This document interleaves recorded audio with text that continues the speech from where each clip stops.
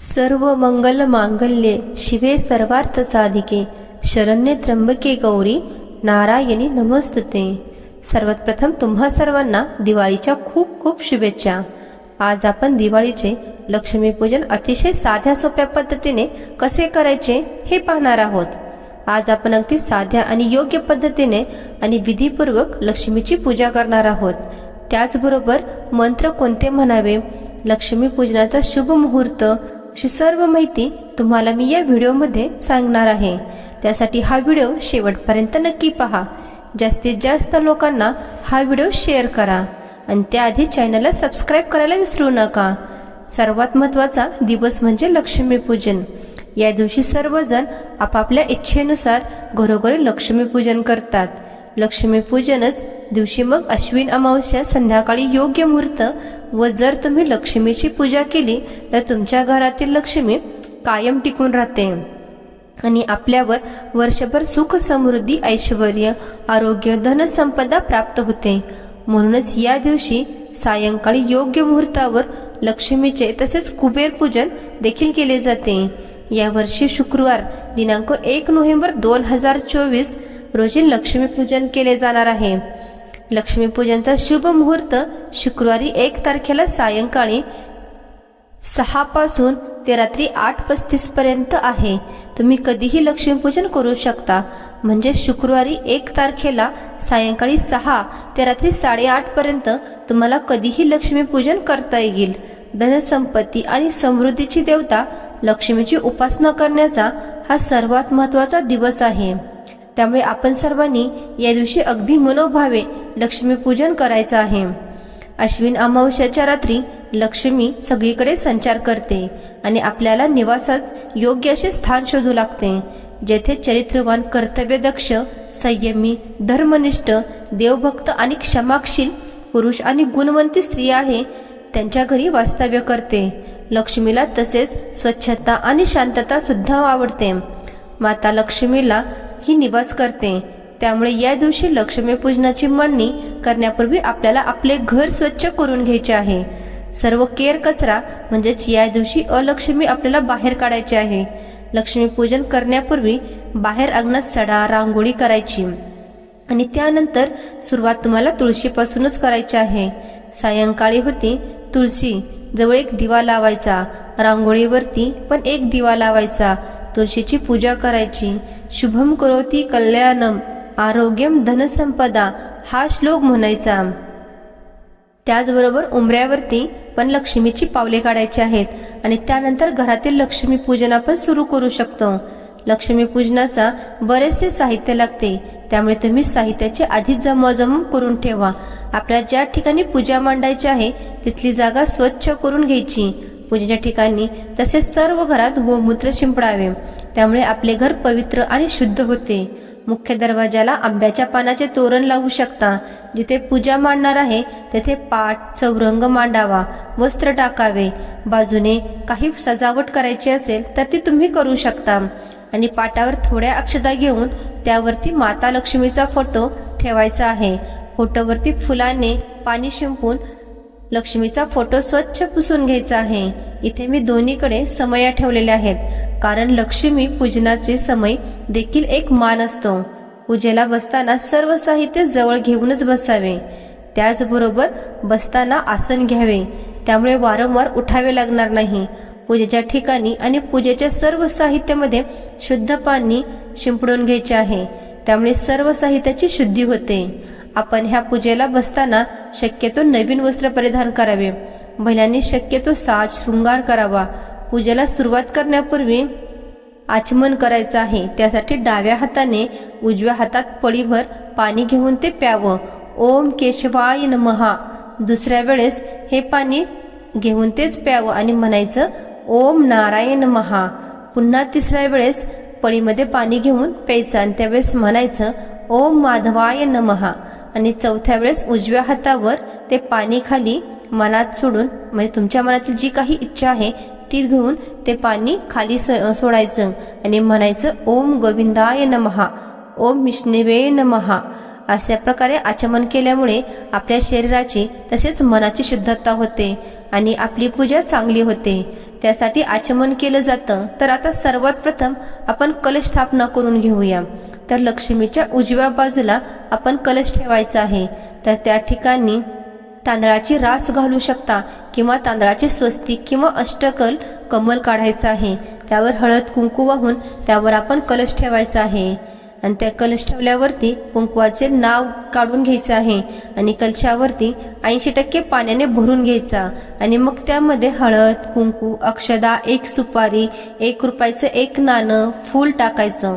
त्या कलशामध्ये 5 विड्याची पाने किंवा आंब्याची पाने ठेवू शकता। मी ते आंब्याची पानांचा ढाळा घेतलेला आहे। त्यानंतर काय करायचं आहे तर आपलं जे नारळ घेतलेलं आहे त्या नारळाची शेंडीवरती व खाली अशा प्रमाणे आपल्याला तो नारळ त्या पाण्यामध्ये ठेवायचा आहे आणि त्यानंतर पूजेला सुरुवात करायची आहे आणि त्यासाठी तुम्हाला दिवा प्रज्वलित करून घ्यायचा आहे। दिव्याची पूजा करून घ्यायची। दिव्याला हळदी कुंकू अक्षदा फूल वाहून नमस्कार करायचा आणि जेव्हा तुम्ही दिवाला एखादा मंत्र म्हणू शकता। दिव्या दिव्या दीपत्कार कानी कुंडल मोतीहार दिवा पाहून नमस्कार। यानंतर इथे लक्ष्मी समोर आपल्याला 4 जोड बड्यांचे म्हणजे आपले जे विड्याची पाने आहेत ना ते ठेवायचे आहेत। त्यावर थोडे थोडे अक्षदा ठेवून त्यावर हळद कुंकू व्हायचं। इथे मी सांगितलेले विसरायलेच, म्हणजेच पूजेला बसल्यावर आपण स्वतःला देखील गंध लावून घ्यायचा आहे। पुरुषांनी चंदनाचा किंवा कुंकवाचा गंध लावायचा आणि महिलांनी हळद कुंकू लावून घ्यायचे आहे आणि जोड विड्यांची म्हणजे 1-2 जोड विड्यांची पाने ठेवून त्याच्यावरती आपल्याला सुपारी हळकुंड जे आपण काही विड्यासाठी सामान ठेवतो ना ते तुम्हाला ठेवायचं आहे। त्यानंतर आपल्याला एका तामणामध्ये गणपतीची मूर्ती घ्यायची आहे आणि त्याला पाण्याने पंचामृताने पुन्हा एकदा पाण्याने अभिषेक करायचा आहे। तुम्ही गणपतीच्या मूर्तीऐवजी गणपतीचे प्रतीक म्हणून सुपारी पण घेऊ शकता। अभिषेक करताना ओम गण गणपते नमः ओम गण गणपते नमः ओम गण गणपते नमः या मंत्राचा जप करावा। मूर्ती स्वच्छ पाण्याने धुवून कोरड्या कपड्याने पुसून पहिल्या विड्याच्या पानावर आपण स्थापन करायचे आहे। त्यानंतर पुन्हा तामणामध्ये स्वच्छ करून घ्यायचं आणि त्यानंतर तुमच्याकडे लक्ष्मीची मूर्ती असेल किंवा श्रीयंत्र असेल किंवा दोन्हीही नसेल तर त्याचं प्रतीक म्हणून 1 सुपारी पण तुम्ही घेऊ शकता। पण माझ्याकडे श्रीयंत्र आहे तर मी त्यावर पुन्हा एकदा स्वच्छ पाण्याने व पंचामृताने हा पाण्याचा अभिषेक करत आहे आणि त्यानंतर म्हणायचं आहे सर्व मंगल मांगल्ये शिवे सर्वार्थ साधिके शरण्ये त्र्यंबके गौरी नारायणी नमोस्तुते। आपण हा लक्ष्मीचा मंत्र म्हणू शकता। ही पूजा करत असताना सतत आपण देवाचेच नामस्मरण करत राहायचे। अभिषेक करून झाल्यानंतर श्रीयंत्र स्वच्छ पुसून मी दुसऱ्या म्हणजे विड्याचे पान आहे त्या पानावर स्थापन करणार आहे। त्यानंतर तामणामध्ये मी पुन्हा 1 सुपारी घेतली आहे कारण या दिवशी माता लक्ष्मी सोबत कुबेर देवतेचीही पूजा केली जाते। तुमच्याकडे कुबेराची मूर्ती असेल किंवा कुबेराचे श्रीयंत्र असेल तर तुम्ही ते घेऊ शकता। नसेल तर कुबेराचे प्रतीक म्हणून आपण सुपारी घेतली तरीही चालेल।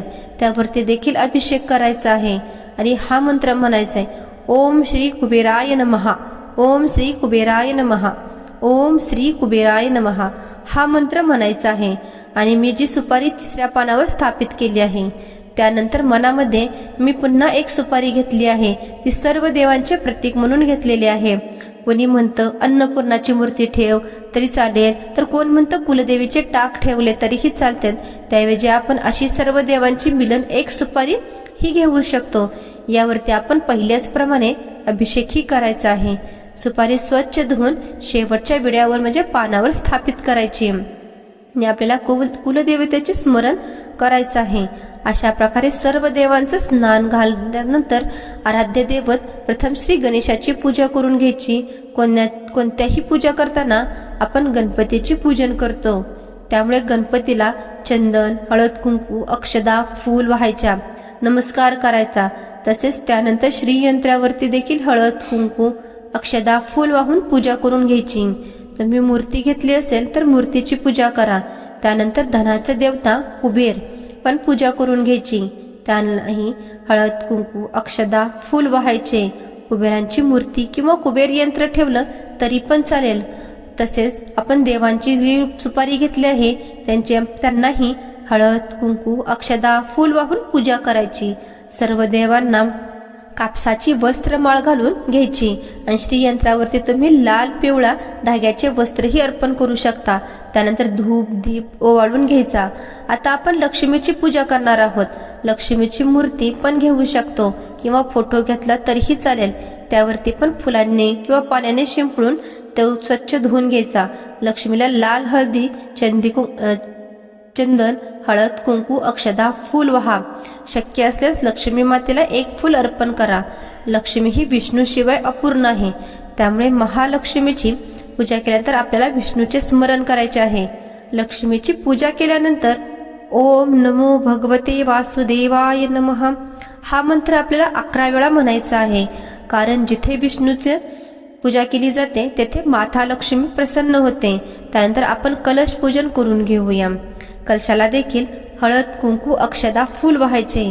तुमच्याकडे जर विड्याचे किंवा कवड्याचे पाणी असते एक विडा तुम्हाला ठेवायचा आहे. त्याचबरोबर कवड्या असतील पिवळ्या कवड्या असतील तर त्या देखील पूजेमध्ये तुम्ही मांडू शकता.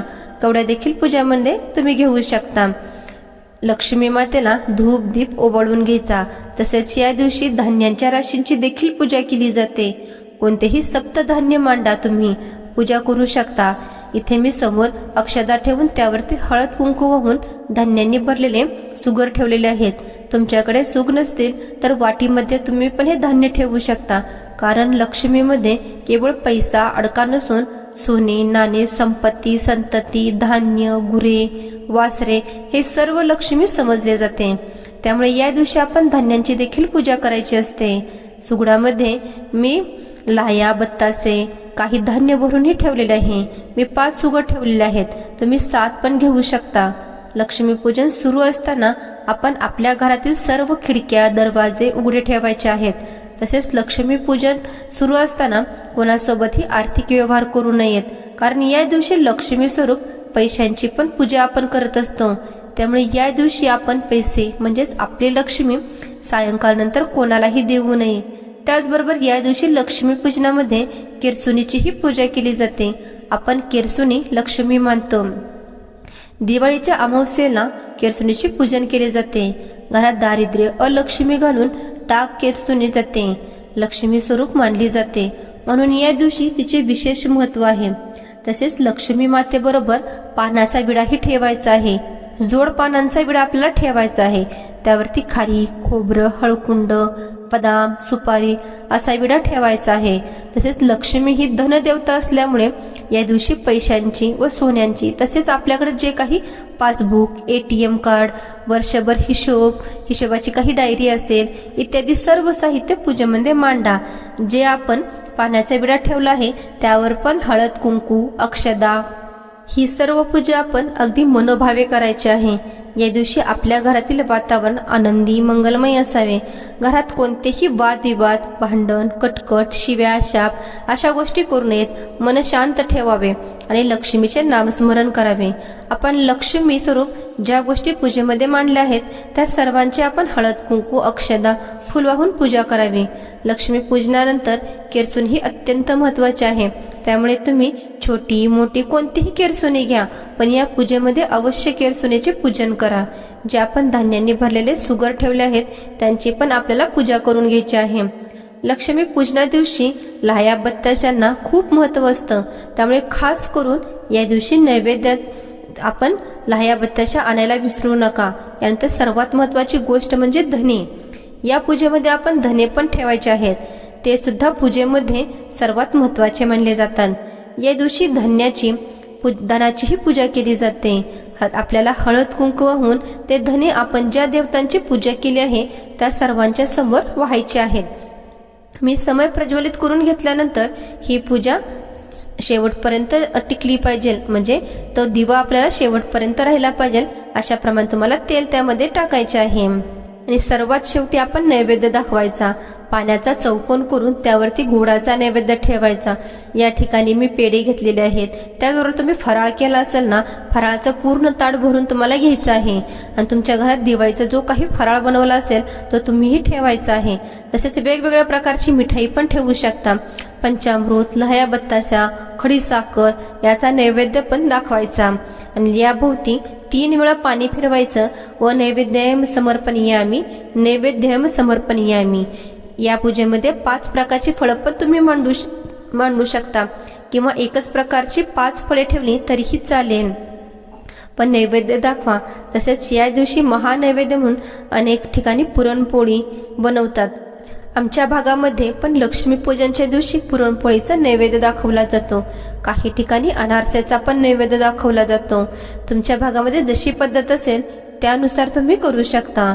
या पूजेमध्ये आपण ज्या ज्या वस्तूंची पूजा केली त्या सर्वांवरती आपल्याला थोडे थोडे धने व्हायचे आहेत आणि त्याचबरोबर साळीच्या लाया आणि ज्या बत्ताशा आहेत त्याही तुम्हाला नैवेद्य म्हणून दाखवायचं आहे आणि थोडं थोडं पाणी वाहायचं आहे. तुम्ही सजावटीसाठी काही दिवे घेतले असतील तर ते प्रज्वलित करून घ्या. या पूजेमध्ये अत्तर पण घेऊ शकतो, फुलावर किंवा कापसाची आपल्याला. त्याचबरोबर पूजेमध्ये घंटा घेतली असेल त्या घंट्याचे पण हळद कुंकू वाहून अक्षदा फूल वाहून त्याची पूजा करायची आहे. सर्वात शेवटी आपल्याला धूप दीप ओवाळून घ्यायचा आहे. सर्वांचे मिलन आरती करायची आहे. पहिल्यांदा गणपतीची आरती आणि त्यानंतर महालक्ष्मीची आरती म्हणू शकता. पूजा झाल्यावर घरातील सर्व मंडळींनी मनोभावे नमस्कार करावा, हात जोडून प्रार्थना करावी. हे लक्ष्मी माते, तुझी पूजा आज मी अगदी साध्या आणि सोप्या पद्धतीने पण मनोभावे केलेली आहे. तू तिचा स्वीकार कर आणि आम्हा सर्वांना उदंड निरोगी आयुष्य मिळू दे आणि तुझी कृपा दृष्टी आमच्या कुटुंबावरती नेहमी असू दे. तू आमच्या घरी शांत आणि प्रसन्न हो आणि स्थिर हो, अशी लक्ष्मीला पूजा करायची आहे. पूजा करून झाल्यावर तुम्हाला ज्या काही सेवा करायच्या असतील तर त्या तुम्ही करू शकता. महालक्ष्मी अष्टक, महालक्ष्मी मंत्र, श्री सूक्त, महालक्ष्मी सक्त हे पठण करू शकता आणि सर्वात शेवटी लक्ष्मीला क्षमा प्रार्थना करावी.